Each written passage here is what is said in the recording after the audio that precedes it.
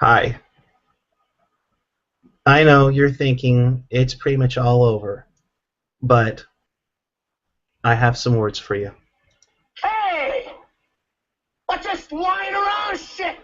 Well, what the hell is supposed to do, you moron? War's over, man. Wormer dropped the big one. What? Over? Did you say over? Nothing is over until we decide it is. Was it over when the Germans bombed Pearl Harbor? Hell no! German? Big Eddie's rolling. And it ain't over now. Because when the going gets tough,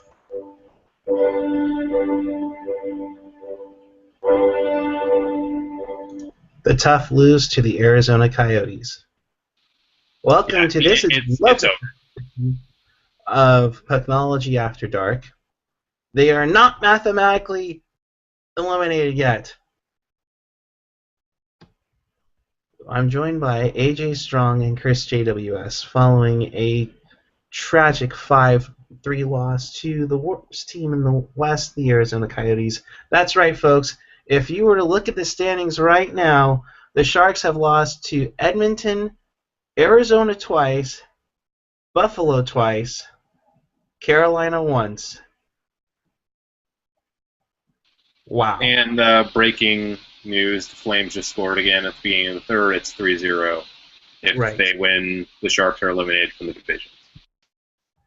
So, with that, if you want to be part of this show, use the hashtag PucknologyAfterDark. You can always tweet us at PuckGuy14, at AJ_Strong, at ChrisJWS. Ask questions, comments. We have people who like to Photoshop crazy things right away. We don't understand, but we like it anyways. So, guys, good evening to you, if you can even say good evening. I guess we all know where I stand on this. It is not quite over yet, but it's getting pretty damn close. See, man, I love math. You know me. I love math as much as anyone. I love all the numbers and statistics. It's over. But on to tonight's game. Like I said, if Calgary wins, the tragic number is 1, and that's only for the wild card. For tonight's game, man, Niemi stunk. Apparently one of the symptoms of his sickness is coughing, because he was coughing up rebounds like nobody's business. No rim shot. You guys are slow on the soundboard. Yeah, there we go. But he was awful. The penalty kill, especially early, was awful. And fucking Mike Smith, Mike Smith, I think he just really enjoys screwing the Sharks over as often as possible. I hate him so much. Yeah. AJ? Well, I think if anything, I need to follow up Eric's opening comments, which I think the best way to say it was, they took the bar. They took the whole fucking bar. Oh, if you haven't seen Animal House, I'm sure that can never be remade. So watch it. It's great. Go on, AJ. Yeah. It was just so fitting. The Sharks against the current 4 last place teams, Buffalo, Carolina, Colorado, Arizona. The Sharks have basically gone 500.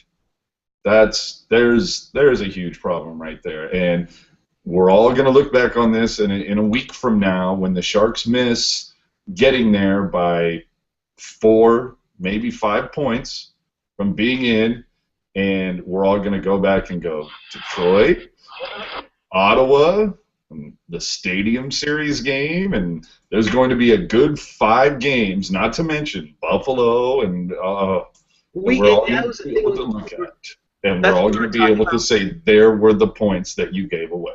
Right, and we weren't even mentioning the Buffalo games or the Edmonton game or the why can't I think of it now? Or the Arizona games. I mean, yeah, those are all, fine and dandy. But what the worst thing is, and I think Randy mentioned it on the broadcast and I think Daryl, who's running the Pucknology account tonight, mentioned it too. It's the first victory for the Arizona Coyotes in regulation since February 3rd.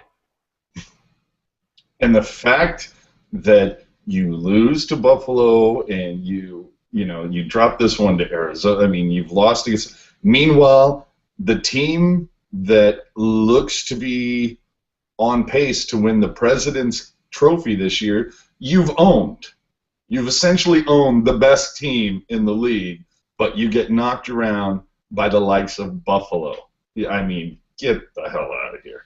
Yeah, that is the picture of inconsistency. There are your 14-15 Sharks in a nutshell. It's not just 14-15. I mean, this has gone on for a long, long time. It's just that the team has stunk to the point where they're going to miss the playoffs because of it. I wouldn't say this has gone on a long time because not this kind of inconsistency. Like, I mean, they've been inconsistent in past years, but every team has its ups and downs. Like even like you look at some of the best teams in the league this year, they all had their slumps. Sharks in their better years had their slumps. This is I mean, I just look up and down the schedule here. I just see at any given month I can pick out at least 2 or 3 games minimum where it's like, yeah, probably should have had at least one of those. In February, there's a bunch. In January, there's a couple. Just they're strewn all over the schedule. So many points they left out there. That's why it's hard to pinpoint any one thing. It's everything. Well, let's get to a couple comments. Postgame from McClellan via Ross McKeon on Twitter saying, "You give up 4 to any team in the league, you're not going to win. We knew coming in this wasn't going to be an easy weekend by any means. I thought we started desperate and then got into penalty trouble. We've got 6 points left. We're going to try to get all of them and see what happens." Now, I think that is nothing more. That last comment, I think we can all agree, is nothing more than just trying to stay positive and go team. But give me a break. He could also be very well coaching for his job. Like we don't know for sure. I wouldn't be surprised if he stayed. I wouldn't be surprised if he got fired. And he probably has a better idea about that than we do. Well, and that's the sad thing. With 1 year left on his contract, it would, and we've discussed it before, it wouldn't surprise me to see McClellan scapegoated by any stretch, because I think we all know that Plattner is the invisible man and has bought into Wilson's plan. I wish we had some sort of an idea of how long that plan is. This a 3-year plan? Is this the 5-year plan? Is this a 7-year plan? We're retooling on the fly. There is no 3-year or 5-year. We're going to retool and try to win at the same time. The other thing too, with the Sharks losing tonight, they run the chance of not having a 500 record for the first time since 99-2000. Or I'm taking that back, since 02-03, when the last time they missed the playoffs. They're at 39-31-9. I'm sorry, I don't count those 9 overtime losses as like a half a win, because you lost. So technically speaking, they're 39-40 right now. Well, the shootout ones, you could at least count those as a coin flip, because that's what that is. But that would go to ties. Guys, got a question here from Eric Landy on Twitter. Do you think it's the problem with the players or the coaching? What do you guys think? Well, it's everything. I don't think you put the blame on anybody. I think on just one person. You give the blame to everybody. You give it to Doug for taking the entire summer off, except for signing John Scott, Melker Carlson, and Ty McGinn, who he essentially put on waivers. And he essentially put 2 fourth lines either on waivers or traded away this season. And he got a couple of picks back. I mean, let's be real here. He signed John Scott. Okay, he signed John Scott. He traded a pick to Philly for Time Again, who he essentially put on waivers come February. He traded away Shepard. He put Burrish on waivers. And to be honest, would Burrish That was a great freaking move. that was about a year too late, but that was like the move of the year. Are you sure? Because would you rather have John Scott playing, more consistently, throughout the rest of the year? I personally, they're equally bad, and John Scott has a higher chance of being suspended and therefore out of the lineup. So let's see. So but the question was, is this a problem with the players or the coaching? Yeah, I think to a certain extent maybe it's both, in that maybe the players are just. Maybe it's to that point that the players are starting to tune out the coach, like we've seen thousands of other times in thousands of other sports. For me, like what Eric was saying, we talked about this before we started doing the live Google Hangouts, when it was just us, like on Skype, kind of doing a podcast kind of thing, way back in October. I remember very vividly saying that this was the first time in a long time where I felt that the team that the Sharks were icing was not better than the previous year. You had right. You let Boyle go. You never plugged that hole. If you thought Burns was going to plug that hole, how the fuck are you in hockey? Come on. We're talking two totally different kind of players and skill sets. But you didn't plug that hole. You've kind of gotten. No, you haven't. They've just screwed themselves on defense, and you look at it, and it took a while. You know what? If you looked at where we were in October, November, and you were looking, it's like we're essentially icing over half the team are rookies or sophomores. Mm-hmm. There's not a lot of teams that you can talk about that ice. You got between rookies and sophomore, you have like 8 players, damn near half the squad. They're all rooks, essentially. I mean, Hurdle, you could almost call him a rookie as well, since he didn't even get half a season last year. So I hope that this is beneficial to the guys like Goodrow and Tierney and Hurdle and Nieto and everybody going forward. I hope that works out, of course, as a Sharks fan. But this is, I don't. That's the whole thing. Where do you guys put this on? I can't decide whether it's the players or the coaching. I think it's both. I think maybe McClellan couldn't figure out how to work with this huge group of rookies while relying on vets. We saw him continually putting out a bad Scott Hannon. And you look at what Fedun is coming in. Granted, small sample size with Fedun, that we love to say, but he's looked good. At least in my eyes, I would take him over Hannon at this point.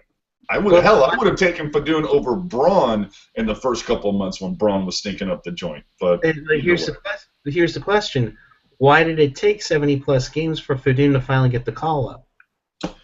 I think they wanted him to work on his actual defense. I guess they thought they wanted more fundamentals there. As far as the question goes, players or coaches, I say mostly players, but not in the sense of player X is at fault, more in the sense of we don't have the players at this point. We don't have the players with the experience we need, especially on the blue line. That's what it comes. That comes back onto Doug Wilson's shoulders. Like, part of it is on the coaches too, for, as AJ pointed out, the perpetual putting out of bad veterans, which maybe it is McClellan kind of reaching for his blankie. He needs some kind of comfort there when he's got all these rookies, and he needs something to hold on to. He's like, John Scott, hold me, bring your cagey grittiness, nuclear deterrent to the lineup. But I think it comes down to talent first and foremost. They don't have talent, especially I shouldn't say they don't have talent. They have talent, but not enough seasoning. And I guess to look at the positive side here, they ice that many rookies all season long, and they're going to barely miss the playoffs. So if we look at where this could go next year, if they do make some moves in the offseason to get at least a little better on the roster, they could be back in the playoffs next year, assuming we don't do anything stupid, which, knock on wood, I don't want to hold my breath on that one. After seeing this past offseason doing something stupid, they did that already. Can they afford to have another disastrous offseason? That's what I would ask. They can't afford to. They will be essentially shooting the franchise's proverbial foot. I mean, there are already people who are not going to renew next season, or they're going to downgrade to a 10-pack, or maybe the new half-season plan. Or they're going to downgrade to a minor league team. Or they're going to just say, F hockey, I'm going to get on the waiting list for the Golden State Warriors, the best team in the Bay right now. Yeah, have you seen how much Warriors season tickets cost? I was going to say, the other thing, too, is a pretty is pricey ticket. A lot of the hockey fans that I know, most of the hockey fans that I know, they fucking hate basketball. At least they hate professional, but they hate the NBA, and I'm in that boat. I am not an NBA fan by any fucking stretch. The Warriors could have gone 82-0, and none of my business. Don't give a fuck. Don't care. But we do have a couple tweets on here. Gen X, one of our favorite guys, tweeted me, says, why hasn't Detroit tuned out Babcock? It's about players buying in and a GM who could find those players. Well, he kind of answered his own question. First off, yeah, it's about a GM buying the right groceries, which Detroit has been able to do. And I think the other thing is, well, you know what? Babcock won a cup, and he took two squads he went back to the cup. Yeah, he only won one of them, but it's one more than the Sharks have. All right, and well, let's put it this way. Babcock's been to the Cup final 3 times, and let's not forget the one time when he was with Anaheim. He took that team to Game 7 of a Stanley Cup final. So if for some odd reason Babcock is available, I mean, you could have a number of things. An update right now with under 2 minutes to go. LA has pretty much iced it because Semyon Varlamov doesn't know how to play hockey. It's 3-1 Los Angeles with 1:23 left. Calgary is up 3-0 with about 6.5 to go in the third. We will update the standings once that LA game goes final. But right now it is very, very no bueno for the Sharks. In fact, if LA were to win, Dallas is would officially be eliminated. And there's nothing wrong with that. We do have some good tweets going back and forth between Gen X and Landy. Landy asking, why not break up the top unit power play? The passing and shoot situation is horrid, which I completely agree with. And Gen X replied with, and replaced with what? T-Mac's been dealt a top-heavy hand, little roof to move. I kind of agree with both of those.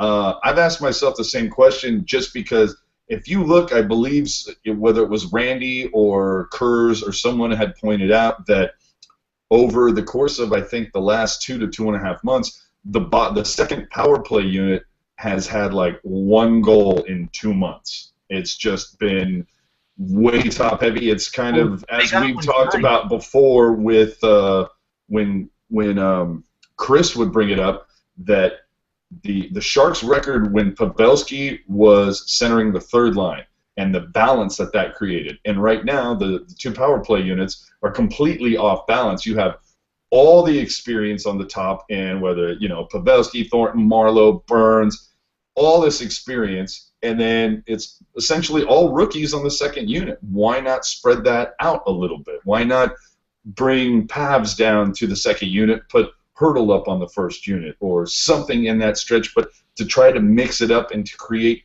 more balance. And leave Vlasic off of that second unit. Love Vlasic. I mean, obviously he hasn't been there the last couple games, but love Vlasic. Oh. He is not a offensive defenseman. Put Irwin. I mean, Irwin's not a great defender, but he's a hell of a lot better offensive player than Vlasic, and it's not even close. It's Irwin, it's Braun, it's Burns. Those are the guys you're looking for.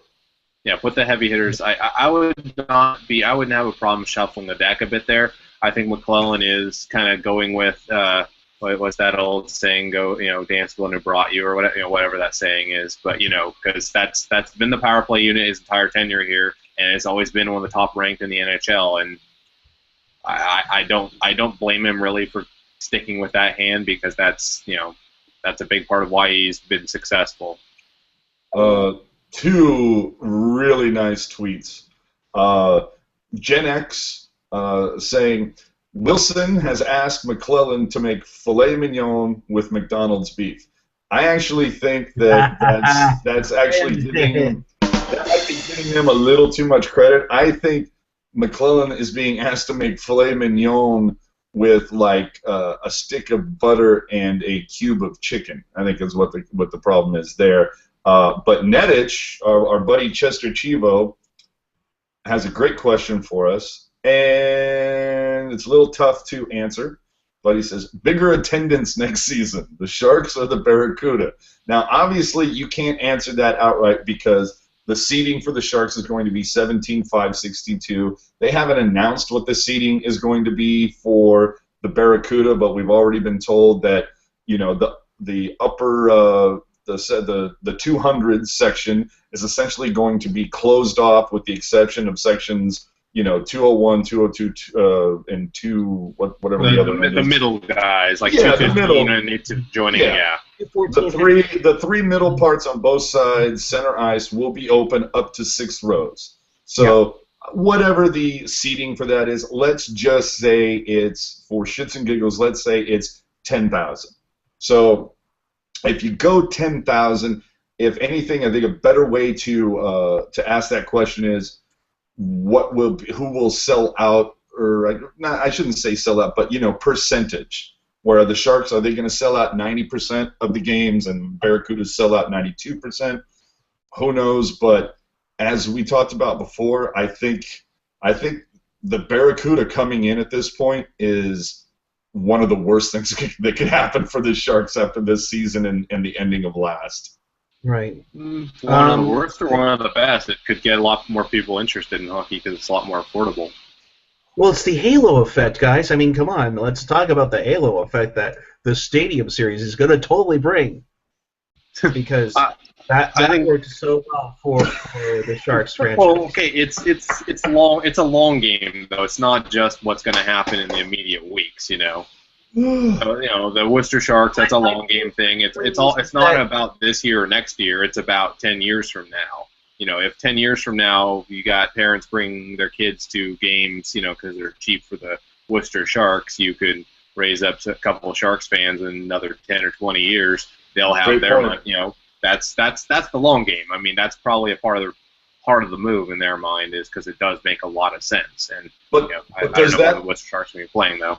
But does that only work if the Barracuda is here for 3 to 5 years?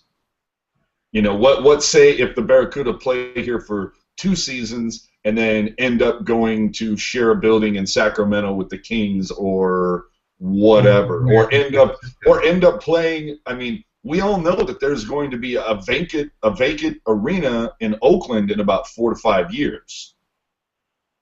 Yeah, but the question being there is, would they, one, that's less money going into their operating arena, would they want to send it up to a rink where they don't control who, they're essentially a tenant, they don't run the show?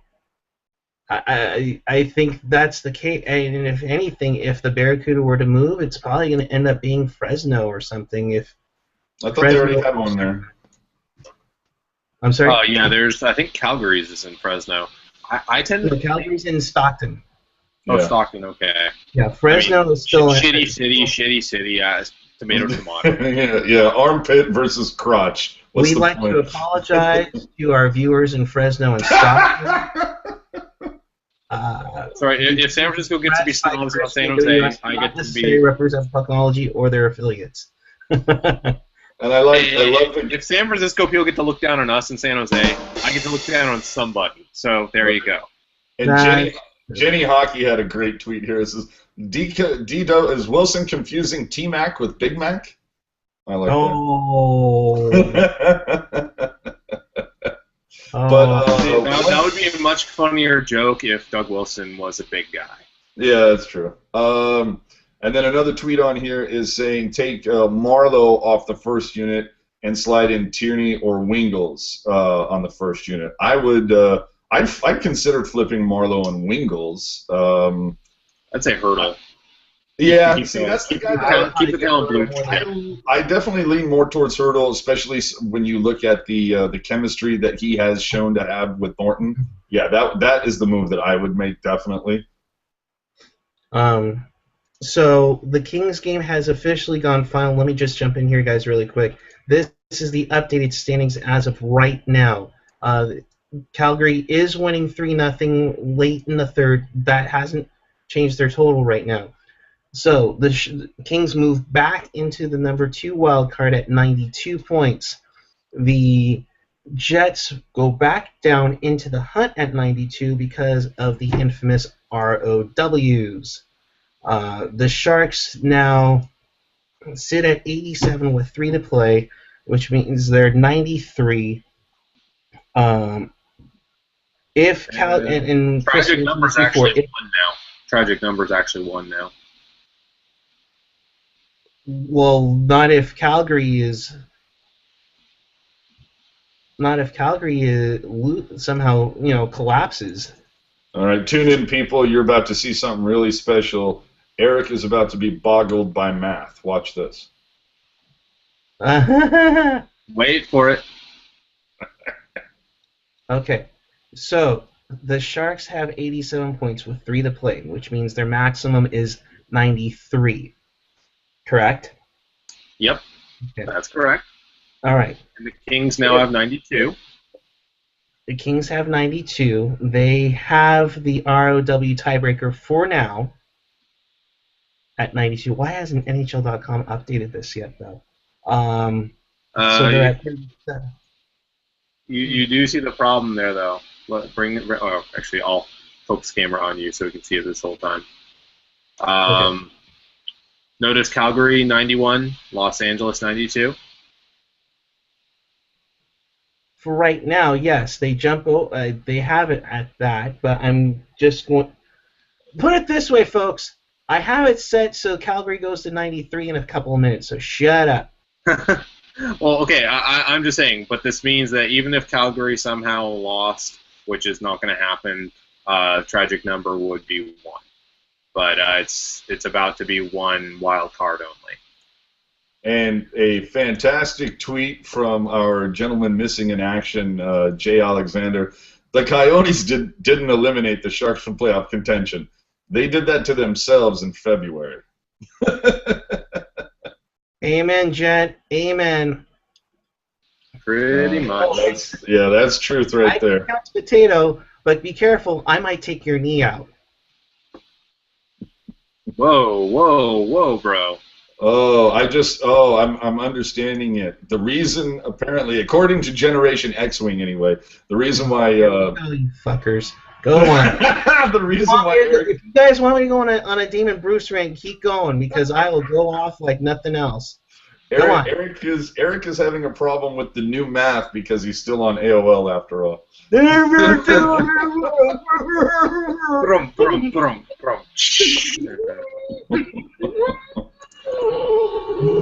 I could hold that note all day long.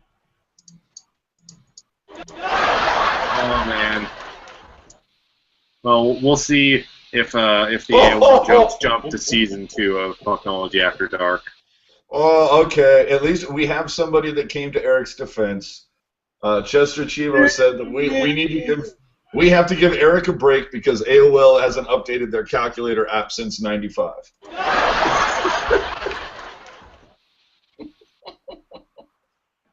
Here's a sound effect for you. You've got mail. There you go. Just embrace it, Eric. Just embrace it. It's Just embrace it. Just embrace it. You guys, hang on. For the thing of full disclosure, I do have a Gmail account. I do have a Yahoo, and yada yada yada. Okay, I've had AOL since I was a senior in high school. It's just simple to just throw that there. It gets all the spam, and so be it. so basically anything I send you is going to your spam account. I see how important I am, Eric. You hear this guy? You hear this guy, AJ? Apparently that we're spam. There you go. Oh, you know what? Breaking news. Let me see. Hold on. Let me pull up the date so I can make sure it is in fact correct. Yeah, you don't want to get the math messed up. Otherwise, the whole Twitter. There's a difference between math and a date, goofball. Okay, let's see. That's looking back there. So we're in April. Last time I checked. Calgary just scored the empty netter. So that game is about to go final. And okay. I assume that's an empty netter at least because it's 1 minute to go.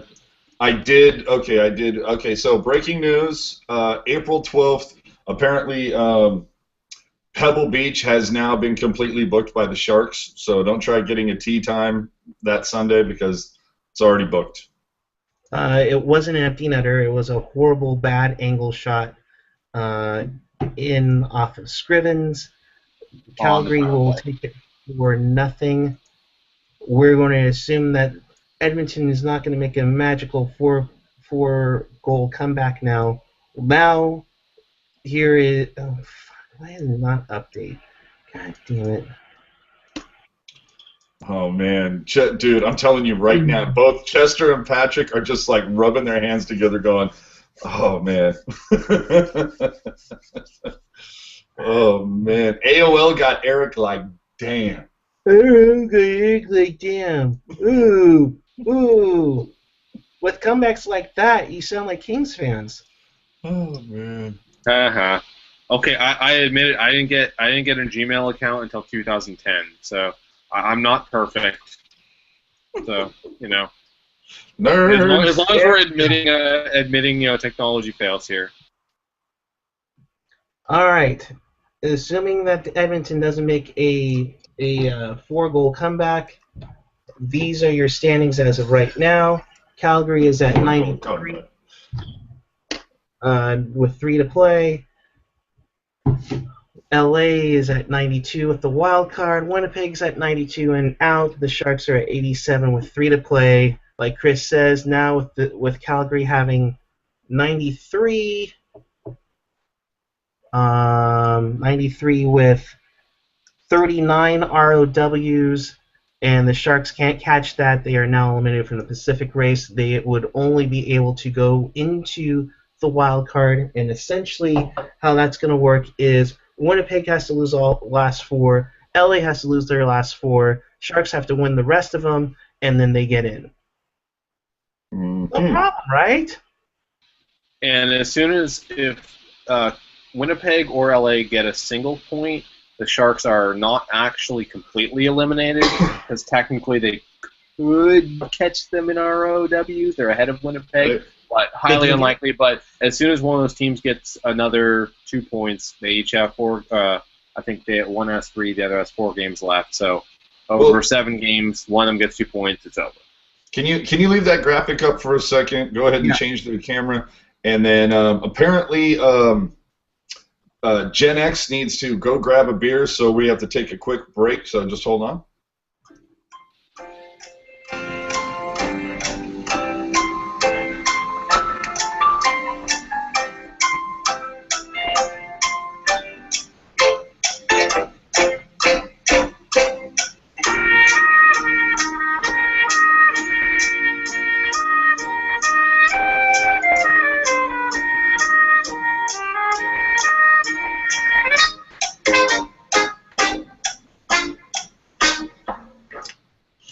Okay, so now we put it to you, Chris.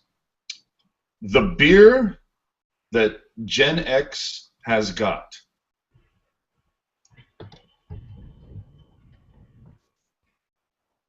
You have to unmute it. Sorry. Yeah, I know. I was trying to unmute there. Yeah. What is fizzy yellow corporate beer? And Eric, your answer. And it cannot be in the form of root. Root? What the hell? Yeah, I figured any beer that you say is going to have root in front of it. I will go with, let's see here. He sounds like a beer connoisseur. You say A&W, I'm going to punch you in the nuts on Monday. No. I'm going to go with Shock Top. Okay. Gen X. That's essentially fizzy yellow corporate stuff, but. Oh, okay. You've duplicated an answer. Oh, well then if that's the case, then I'll go with an IPA. Okay.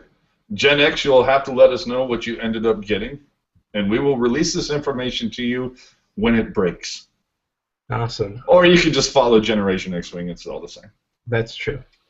So, to steer in another direction, I think we have some orange things to hit on from the other night, because since AJ was not here to talk about the new Barracuda uniforms and how lovely they are, if you recall, I like the black, Gentry likes the orange, and we were going back and forth. And I like black. Dude, of course I like black. How often do you see me wearing a black t-shirt? No. I thought you were saying that you liked the black Barracuda jersey. I'm like, wait a minute, I don't remember seeing a black Barracuda. No. We were talking about black armor versus the orange Barracuda jersey. So let's hear your long-awaited take here, since you were out last night.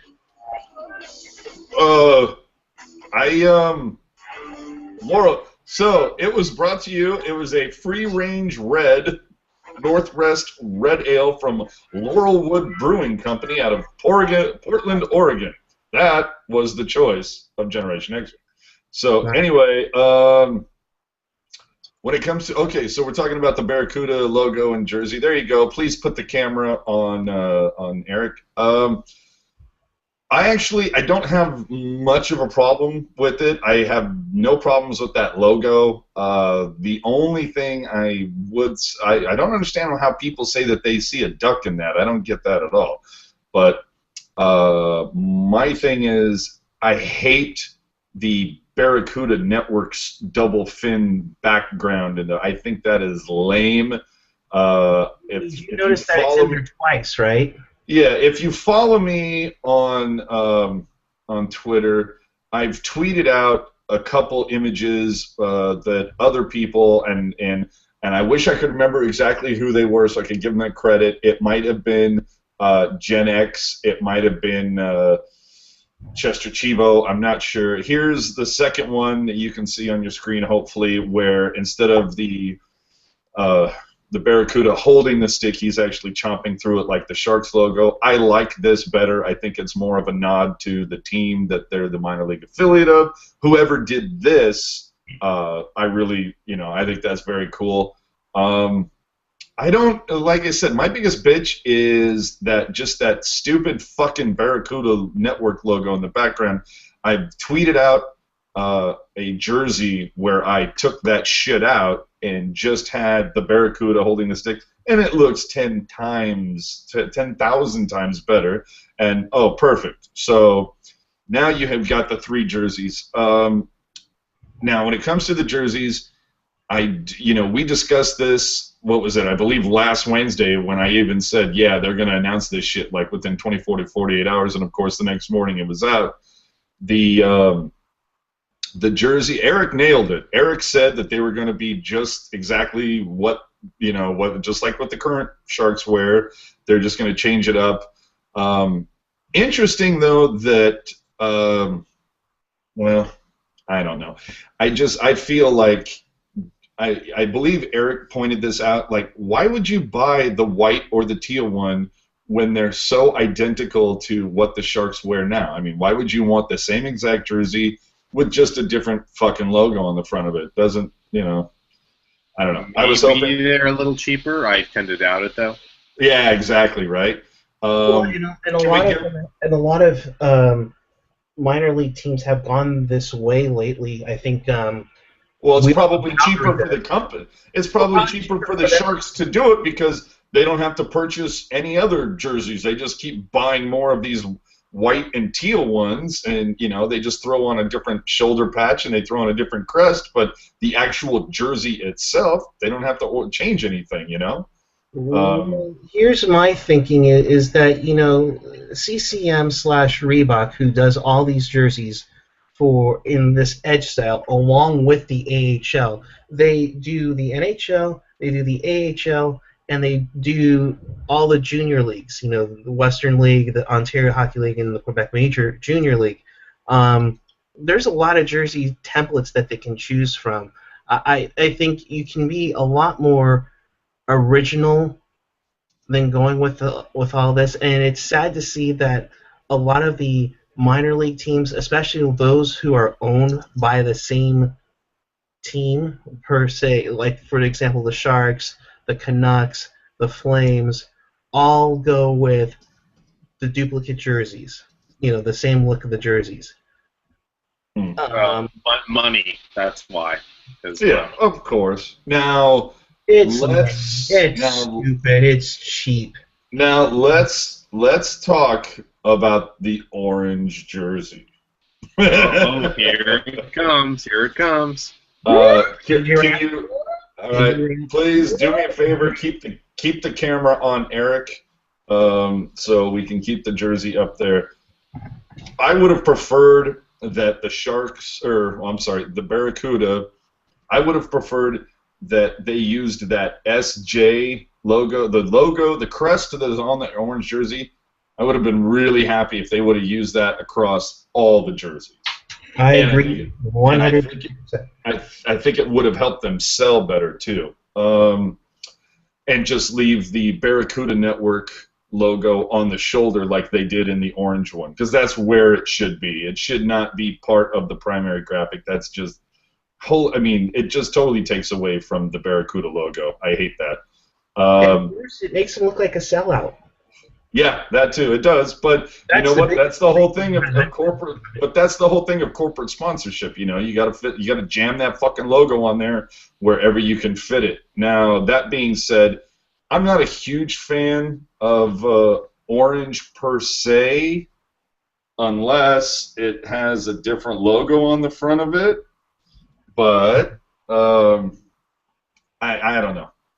Does it look too much like a Flyers jersey? No, not at all. And if they stick with, my whole thing is how color correct are these images? Because if it's this kind of brighter, if it's this kind of a brighter orange, because this seems like a brighter orange than the Flyers. It almost seems like a brighter orange than. Like there's a little more. It seems like a brighter orange than the Giants. It seems like there's a little more yellow in it or something. It definitely has that kind of Elmwood jumpsuit orange thing going on. I can do that in a couple of minutes. Give me a sec. But Flyers. Either way, whatever. Am I going to buy one? It depends on how into it I get. Now, the one thing I definitely have to say is the cost of the tickets for the Barracuda games. They did really fucking well with that. I'm really thinking about being a season ticket holder for these guys next year. When you can get when the cheapest seat for season tickets is like $12, 68 games. It's like 400 and something, like $420 or something for a season. Hell yeah! I mean, hell, I'll spend $420 on going to see like 5 Sharks games. You're gonna, give me an entire season? Yeah, I'd do that, especially upper deck. If you can get upper deck like third row center ice for that much, yeah, I'll take that. And I don't know. You know what? It's funny. Did you miss what the cost was on those tickets? The cheapest ones are $408. Oh, okay, 408. Well, that's even better. Yeah, but looking at the, notice why though. Yeah, but looking at these jerseys, getting back to the jersey, you know what? Like I said, I don't have that much of a problem with the orange. I know that the Sharks just have this orange stick up their ass, and they want to keep jamming that color down our throat. I don't know if they're trying to, jump on the success of the Giants right now, if that's what it is. But either way, yeah, I'm not a fan per se. I'd rather just stick with teal and white. But like I said, as soon as I saw these jerseys came out, that's the third jersey, it's like, well, orange is the new black, isn't it? No. I was honestly expecting you to hate it because, I mean, just a little bit of orange on the other jerseys, and you're outraged by it. Yeah, but you know why? You know why? To me, this is a different team. So I don't. Fair enough. Yeah, it doesn't affect me. Now, would I prefer that what the Sharks wear right now, if they take off that stupid orange stripe on their sleeve? Abso-fucking-lutely. Replace it with a gray, like they had in the original jerseys? Abso-fucking-lutely. But I also think it would have been better for them to differentiate these jerseys by maybe adding a waist stripe or something. But either way, like I said at the beginning, I think it's just a case of, you know what? The Sharks are just going to buy the white and teal in bulk because they're the same fucking jerseys that they use for the Sharks. So. Well, and also what it allows them to do, though, is buy the blank ones, and if they suddenly need to manufacture a bunch of ones for a particular player, like, the Hurdle thing, when he scored those 4 goals, they paid their entire staff overtime in the shop there just to work in it all night long. Yep. Just make as many Hurdle jerseys as possible, and they sold out in, like, hours the next day because they knew that red hot, that stuff was cash right there. And the whole thing is, and you know what though, we'll see what happens. In 7, 8, 9 months, we'll see what happens when we go to a Barracuda game and determine, are there a bunch of people wearing Barracuda jerseys, and if they are, are they wearing the orange ones, or are they wearing the teal or the white ones? And will we see more white ones be sold, since in the AHL you wear your whites at home and your color on the road, whereas obviously with the Sharks you wear teal at home and wear your whites on the road, which I know that that was a tradition for a while, that you always wear white at home, but I never understood that tradition. For me, when it came to sports, you always wore your colors in your own barn. You repped your color at home. You wore whites on the road. That's how it should be, I believe, in every sport, but it doesn't matter. I mean, you could also argue that you go to other people's barns and you let them know the color you're representing. See, I look at it as you're a guest, and so you wear your whites. It's like a formality thing. It's like that's all I know is, like I said, for me, it's all it's all personal preference, whatever. But I would say you should always wear your colors at home. Gen X just laid down the just tweeted out the new logo. It is awesome, and no one will appreciate it more than Chris, because it is the logo that he lives by, where the 5 porta potties on fire. And you know what? What's fucked up? That's actually not a bad looking crest. See now, and I hope that the camera. I hope Chris put the camera on Eric right now. This is a concept I had when they were starting to leak the pictures out about the new jerseys. This was one of the ideas I had, because it combines the current new look with the new logos. It also has the feel of the original style jersey that everybody's been clamoring over. Yep. The only thing that I would change on this, I'd keep the shoulder patches the same, but on the stripes, the waist, and the arms, I would just replace the orange with gray. That's it. Or silver, whatever you want to call it. Well, I look at it this way, that they're got a boner with orange, so I kept it this way. Again, like I said, this was made like a couple of days in advance before they unveiled the new jerseys, when they were doing those little flash hints on Instagram. That's the dark jersey. This is the white jersey, which I think they would sell a hell of a lot more if that was their white jersey. Now you can kind of see where I'm going with, in the sense that it has a feel of the original style, but it also has been updated a hell of a lot more.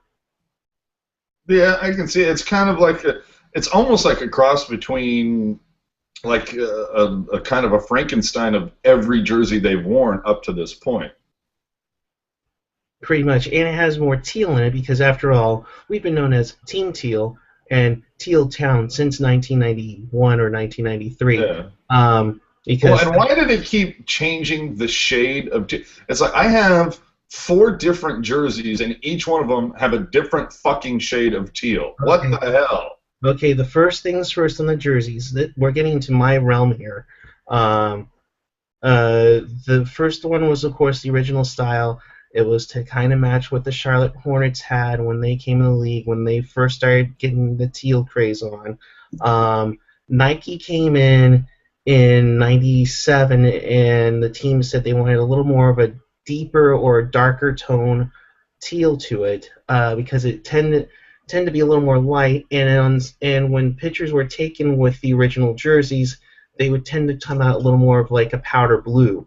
So they went with like a darker um, teal on the Nike style jerseys, and then when they went back to CCM, it stayed the same up until they changed to these guys. Now, when these guys came out, it was supposed to be even a darker shade of teal.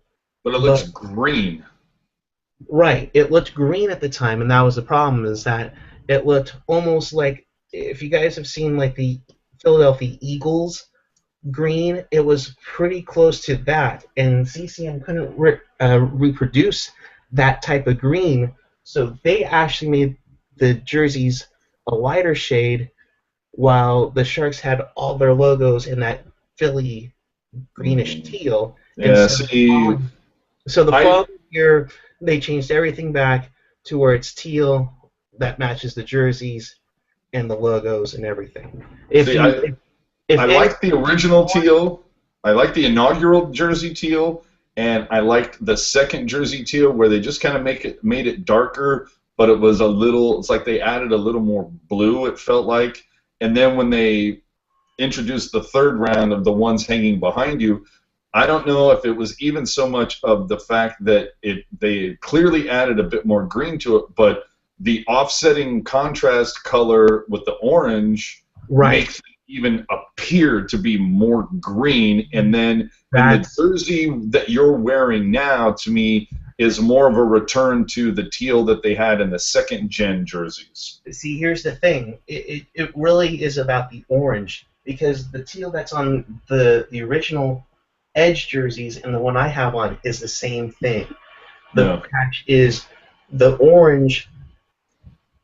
The orange doesn't make it more green because of the contrasting color. That's where everything comes into play. If you were to take out the orange, like if you look at just the Gagliardi jersey, the orange isn't as noticeable. But if you look at like the Staubitz or the Mitchell jersey, the orange stands out so much that it makes everything look more green because of the orange. Yeah. If Well, if you want, go to sportslogos.net. My friend Chris has set up an entire site about sports logos and jerseys, and it goes into detail of the Sharks logo history completely. Although I believe he'll be adding on to the unused logos a 2015 Stanley Cup playoffs logo very shortly. well, And we've gotten a the couple. 2014-2015 jersey is right here, Yes. thanks to Generation X-Wing. We do, but Eric Landy clearly is taking the position on the orange jerseys that you all thought I was going to have. Says we are not the damn Ducks farm team. 2003 home gray would have been better, which I do agree with. I And agree. should have never gotten rid of the fin. I'm not sure what he means. I don't know if he's talking about the circle logo with the fin coming out. Logo. That's what I assume. Yeah, the shoulder guy right there probably. Yeah. Yeah, I tend to agree with. I mean, I don't absolutely hate them, but I really don't like it, and I agree on the Anaheim Ducks thing. It's like I'm sure the Anaheim Ducks, I believe they're coming out west as well. I'm pretty sure they're going to have an orange jersey in their lineup, and maybe even regularly. Yeah, I don't like it. Keep the black. I like the black. Whatever. Yeah, I think Well, it here just and just guys, disappeared. we'll play. guys, we will play a quick game. Oh, A goody. quick game. Come on. All right. The question is, what would you rather have? Would you rather have the god-awful black armor jersey, or for the Sharks to unveil an orange jersey as their new third jersey? I'll keep the black armor. No question about it. I don't know if AJ's still here or not. Oh, sorry, what happened? I had to pop out for a second. I had to go reload, and I had to switch my hat to the Finn after we talked about it. I had to go Finn, and this is. Can anybody guess the autograph? Jeff Friesen. And you would be correct, sir. And the only thing that bums me out is that I forgot to tell him to sign at 39, not 13. Right. 13 was when he was making a last-second tryout with the Sharks. I think it was McClellan's first year, and he didn't make it, and he was knocked out on opening night. So my question was, AJ, black jersey, or the Sharks were to unveil an orange jersey to replace black armor? Why do you need any other color except teal? Apparently the AHL team needs to have an orange jersey to have everybody get excited about. So I'm asking. That's the AHL team. Don't give it. It's like I'll go and watch them, but I'm not really totally invested in that. But you know that people are going to wear those orange Barracuda jerseys. That's fine. So you can't really have the teal out that we've all been dreaming of. No. Then no. If orange and teal are the only two fucking options, then no. I automatically go with black, but because orange was never a part of the Sharks until they added it, 15 years into the organization. I'm sorry, organization. So it's no. Then you go with black, but we've talked about it before. Next season, if they do not do at least, Thursday night retro wearing the inaugural jerseys, someone should be fucking fired because that's a huge promotional misstep. Those things should be on sale at preseason and last all the way through the end of the playoffs. That you should be able to buy the inaugural jerseys next year for the 25th anniversary. Well, quick question for Eric: are the inaugural jerseys done by the same company that currently do the jerseys now? Because if not, then that might be a copyright issue. No, the NHL has the rights to all the logos and all the jerseys. A few years ago, CCM, who quietly is the underwriter for making the Reebok jerseys, although they say Reebok was the one who developed the Edge jersey design. The same people put out by it's the same people by CCM that make the jerseys. Although not all the jerseys are made in Canada anymore, a lot of them are sent to Indonesia. But they have the ability to make the retro jerseys. They do have the vintage jerseys for sale somewhere online. I'm sure you can find it somewhere on there, and it's a legitimate vintage jersey, just like how the Ducks had one last year when they wore their retro jerseys that one game last year.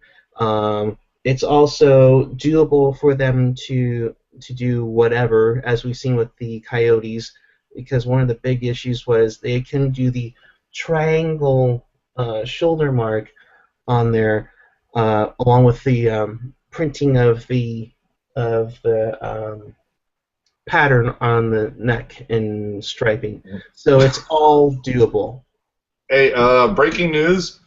After the San Jose SaberCats game, apparently we are supposed to be sure to head over to the official SaberCats post-game party at Scott's Seafood, where Emil is the same price as season tickets to the SaberCats. Yay! I just saw that tweeted out. I'm all, okay, they're having a post-game party at Scott's Seafood. I'm like, Who tweeted that out? the SaberCats? Oh, okay. Well, why? Okay, I think I've asked it before. Why do you follow the SaberCats on Twitter? Because it's just fun. Let's put it this way. And but real quick. What? I'll do this every time. What do you call 100 people at SAP Center? A SaberCats game. Let's put it this way though. They have more championship banners at SAP Center than the Sharks do. Well, 3 more. Yeah, they're playing in the Clown Shoes League though. So yeah, and so do the San Jose Rhinos. Woot! Or the Bay Area Cyber Rays. God, I forgot about that fucking team. Yeah, the Lasers don't have a championship. They're the only one that doesn't have a championship. The Quakes have 2. The SaberCats have 3. The Roller Hockey Rhinos had 1. And then the Sharks are tied with the Lasers. All right. Okay, everybody's falling off and what a great. Yeah. What's coming up? We got Dallas Fan Appreciation Night on Monday. Who's the and then 2 away? So the final home game of the season with the tweet up, and we'll give you a second to promote that. But after that, it's a Thursday game against who? At Edmonton, and then following up at LA on national television. Yeah. So the noon game. It's at noon, yes. On Saturday. Okay. All right. So maybe we can try to get together for at Stanley's on that one. We're just about ready to wrap it up. I think after the chances are, unless we can try to pull the shit off live all in one place, there probably won't be a Pucknology after dark on Monday after the game. If there is, chances are Eric will be the only sober one there, and it'll be done from the club level at the tank or something. As they're kicking us out. So might not see you until after Thursday, but hey, you know what? We're not officially eliminated, but we'll see you on Monday. Take it away with your tweet up stuff and get us out of here, Eric. All right. Basically, Sharks lose 5-3. They are not mathematically out yet. 1 point from essentially Winnipeg or Los Angeles pretty much ends the Sharks season. That being said, the question I was also going to throw out there is, will the Sharks be skating onto the ice just as they're eliminated from postseason play? We will find that out. And what a horrific nightmare for the Sharks, because Fan Appreciation Night and you're eliminated. But Monday night is very special. It is the Sharks tweet up part 2 because the Stadium Series 1 failed miserably. 6:20. I'm sorry. Go ahead. After you're done with this, I just wanted to ask you about the question, but go ahead. Okay, 6:20 by the Sharks Foundation kiosks. They are having their jersey auction, so there'll already be a bunch of people there. From 6:20 to 7 o'clock, we will have our tweet up, and of course, I will have the buttons that still say Stadium Series tweet up. At 6:45, if anything, at 6:45, can you just run over by section 118, 120, and get into the group shot, the epic group shot? I say this because Anaheim had their social media night last week, and their group shot was epically huge. It almost put a shame to us, which is pretty bad. So if you're on Twitter, at least be there for 6:45 for the group shot, so that way you can run down and you can get excited to see Sagan and the Sharks warm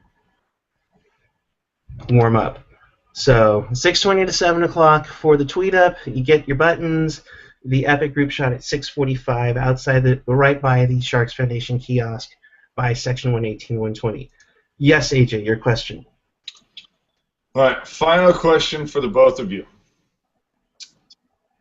Would the Sharks have made the playoffs if Burns was a forward all season long?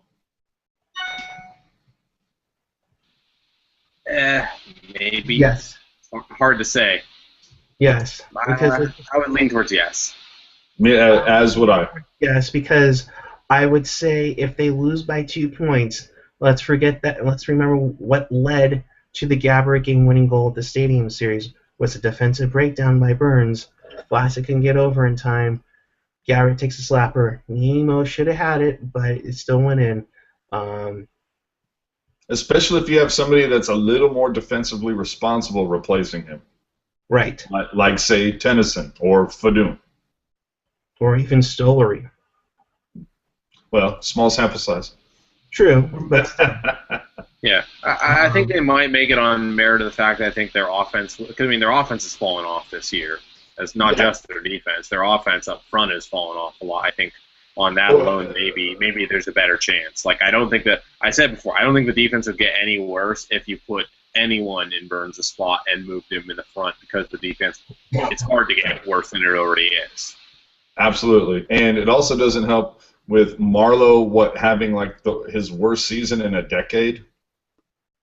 Agreed.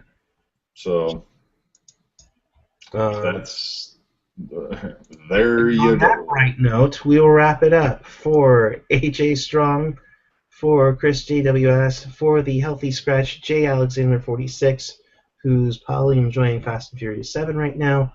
I am Buckeye 14. We shall see you. Well, wait, AJ, are you going Monday or not?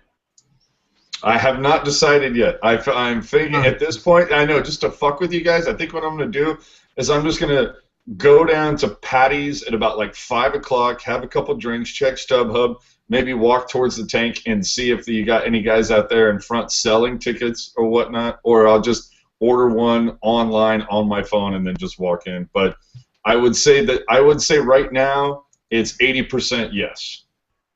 So there's an 80% chance that you can meet the entire Pucknology After Dark crew at the Tweet Up. I know. Get excited. For all of us, We will be signing autographs too, you know.